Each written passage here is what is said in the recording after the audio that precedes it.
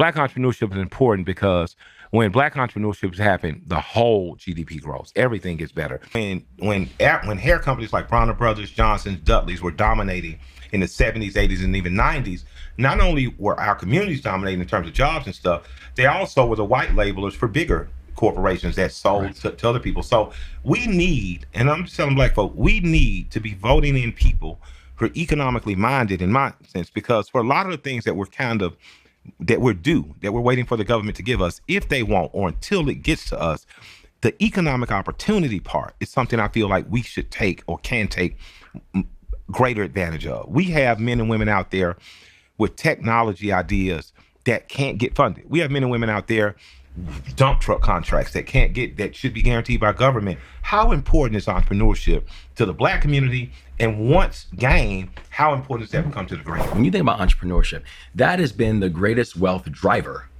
that we've had. Yes. Right?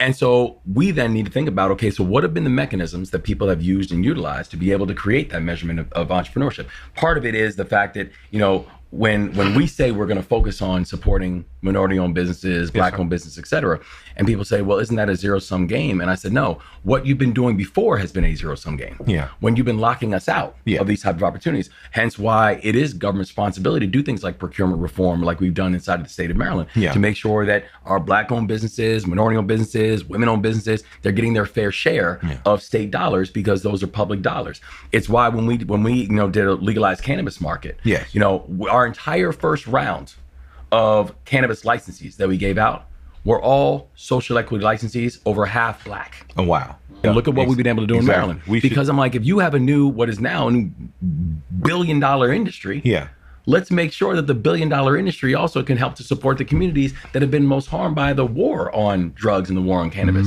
that we've been able to see. I agree. And so our focus, when we say work, wages, and wealth, it is about how can we create a series and a measurement of ownership within our society. Home ownership, business ownership, having ideas and businesses that can go from, hiring a couple people to then you're hiring 10, to then you're hiring 20, to then and then you're going public. Like, we want this for our community, because if you can address the racial wealth gap, and if you can create more Black wealth, you're going to have the fastest way for the United States. No one's going to be able to touch our economy. I agree. If we're able to fix this.